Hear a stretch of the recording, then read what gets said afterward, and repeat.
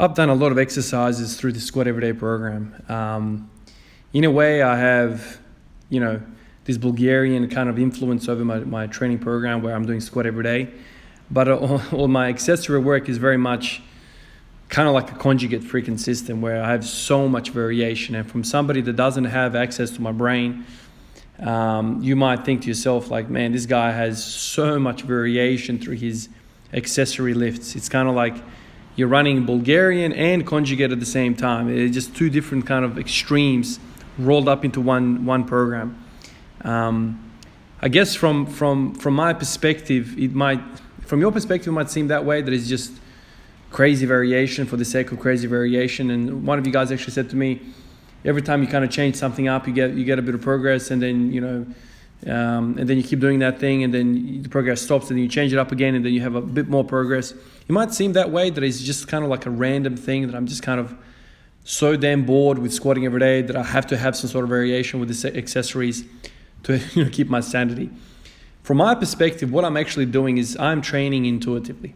So all I'm trying to do here, man, is keep squatting every day alive. Keep it alive and progressive. So what that basically means is that I think squatting is fantastic, and I love the exercise, and I think it's the best exercise. But the exercise itself is like anything in the world, man. It uses certain things more than other things. And my goal is to kind of target those other things that the squat doesn't hit as well, all in the kind of hope of restoring some sort of balance in the system. Because I've found that when I don't have balance, when I lose some of that balance, I start to get into trouble with, pains, strains, hip pain predominantly. That's kind of the thing. I lose my mobility. I lose my poppiness, that word, all those things. So I've kind of always looked for the perfect exercise to kind of match up with the squat, because, squat every day is very, very extreme. It's very, very extreme. Normal programs will have you squat 2-3 times a week, and those accessories are not so needed to kind of keep you afloat, if you will.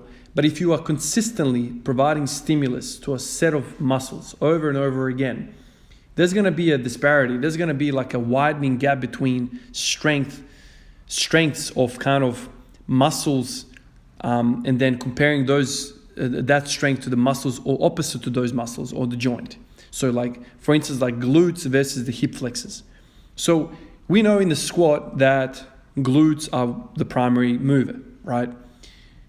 The hip flexors are involved, but they're not the primary mover in that lift. And so if you squat 650 days in a row, you're going to have a case where you have some big ass glutes, some really strong glutes, and you have these hip flexors that are only getting trained in the antagonist manner, and rarely do they get touched at all, never really, in the agonist approach. So what's the effect of that if you fast forward 2 years? Well, the effect is that you're going to end up in an anterior pelvic tilt. Now, a lot of people are going to say, you probably have overacting hip flexors. And I'm sitting back to myself and I'm thinking to myself, how can they be overacting when they're never the primary mover? The primary mover in the squat is the glute. So I should be in a posterior pelvic tilt if my glutes are overacting. How can something that is weak be overacting? So this idea to stretch something that is supposedly overreacting, which is not, is the wrong kind of diagnosis. I would rather, in my brain, strengthen that sucker. Strengthen it because it's being overpowered by the glute. The glute is already humongously massive in comparison to the hip flexors. So if you start stretching the weak guy and packing on muscle you're just making on the glute, you're just making the whole thing worse. So instead of stretching something that's getting absolutely hammered every single day, strengthen it. And so in my mind, I'm thinking to myself, the best exercise for harmony when it comes to the squat is something that targets the hip flexors. Something that hits the hip flexors, which are the iliacus, the psoas, and the rectus femoris. Those three guys are getting hammered every single day. And I look at myself in the body, my body and the way I kind of move in my gait, and I see that I have tight hip flexors. I have tight hip flexors, but I train my glutes every single day through the squat. So I don't need to stretch the hip flexors.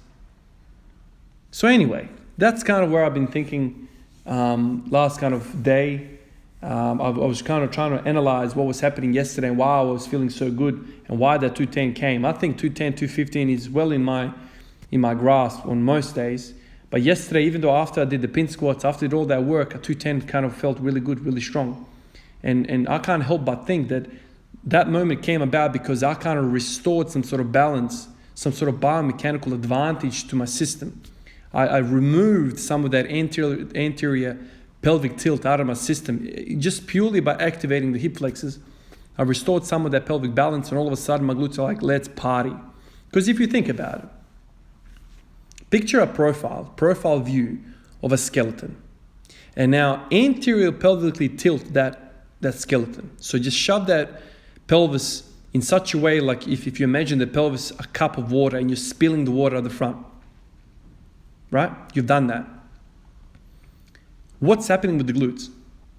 The glutes in that position, in that anterior pelvic tilt, are being stretched. They're being stretched out. So they are in a disadvantageous position to contract because they're starting from a super long position. In fact, they can't even contract fully because the hip flexor at the front is contracting and preventing that posterior pelvic tilt, which is something that the glutes want to do. So when Ivan comes in yesterday and starts doing all those leg raises, I'll start pumping that blood into those hip flexors. Those hip flexors are like starting to chill out and relax because, you're adding blood to them. They start to relax, and all of a sudden the glutes are like, oh, I have more range of motion through that pelvis. I can really contract. All of a sudden 210 flies up. So in my mind, I'm thinking to myself, if you're going to squat for 2 years in a row,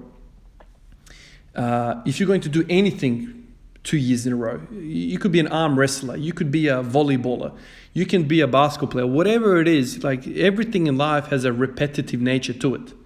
If you're a mechanic, you're freaking working the screwdriver. I mean, everyone's automated now. If you're a painter, you're freaking doing arm raises or deltoid raises every single day. You need to do something that's making that muscle, relax a little bit. So if you're painting every day and you're doing those freaking deltoid raises every single day, you should probably do some rowing just to kind of strengthen up your freaking back so you can kind of, the opposite muscles get some attention. That's all this is. I think all of life is all about repetitive motion. If you're a master at something, you can't become a master by doing it 3-4 times in your life. You have to do it 1 billion times. You have to perfect that skill. And what does that mean? Repetition, repetition, repetition, repetition. That's what it is to be a master, man. You can't do variation in life and become a master. It just doesn't work that way. Nowhere else does it work that way. You need to do repetitive work with an exercise to master that exercise. If you want to become a good boxer, you shouldn't go do ballet dancing because that's variation. I think you guys know what I'm saying when I talk about this. So the whole idea behind Louis Simmons and conjugate method and all those boys who are all about variation is that their idea is we need to stay away from repetitive exercise because they're going to break down my joints. What I'm saying is you need to do repetitive motion every single day and do the exact opposite of that exercise every single day as well to restore balance of the joints that are being used. Instead of running away from the problem by doing ballet and golf and basketball and soccer, running around for the sake of not doing the same thing over and over again, I feel like you are running away from the problem. I think address the problem. Do the repetitive exercise every single day, but also do some sort of ratio. It's like 2-to-1 ratio with something that is exactly opposite of that exercise. So if you're a bench press, you want to do bench press every day. Let's just have a bit of an exercise. What do you think I would have you do in this line of thinking? You are pushing every single day. Well, instead of you changing up your variations with overhead press, blah, blah, blah, all this sort of stuff, other pushing variants, all I will get you to do is do the exact same thing the other way around. So you do your 5x5 with whatever kilos bench press. I want you to 5x5 bent over rows. Or the inverse rowing on the barbell, whatever they do. I don't know what the term is, where you kind of put the bar in the rack and you kind of hang down and you do a pull-up. I don't know what the thing is called. I think it's called a reverse bench or something like this. But basically what I'm saying is, I think repetition specificity is required for us to master the damn thing. But I think in order for you to kind of remain balanced and remain healthy through those joints, through those moving parts, is just to do the exact opposite. So you retain the strength of the antagonists. That's all I think is the key to kind of health when it comes to the human body and becoming masters, or what we're trying to do here is get stronger in some of these planes of motion. That's kind of what I'm thinking right now, and it kind of makes sense to my brain. It really does. Like I understand what conjugate method wants. I understand what they're doing, and it's effective. It's effective. They just stay away from all sorts of specificity. All they really want is variation. The more variation, the better. Use this grip, that grip, 1 block, 2 block, cambered bar, buffalo bar, this bar, that bar, overhead press, 1 overhead press, dumbbell over 50 million. So you're still pressing, but you're pressing in all sorts of different ranges of motion. To me, when I think about that, I'm like, okay, you're building all sorts of muscle in all sorts of different ways. You're kind of bodybuilding, because it's always about surprising the muscle from a different angle. But if you want to become a skilled technician of a movement, I don't think variation is a good thing. Just think about any other sport in the world. It's all about like perfecting your sport. Now, a lot of people will say, strength is not a sport, or strength is not a skill. Man, for a long time now, I've developed the idea that yes, it is a skill. And Pavel Tsatsouline was the first one I ever heard to say that. It's a skill. Neuromuscular expression. That's what strength is. Neuromuscular. So a lot of people think it's just a muscular expression. The bigger the muscle, the better it goes. Nah, man. Neuro. What is neuro? The nerves, how they fire. And how do we train the nerves? Repetition, repetition, repetition until the cows come home. In order for that to kind of be sustainable, we need to do the opposing muscle groups to keep everything healthy. That's what I'm thinking right now. I'll catch you guys tomorrow. Peace out.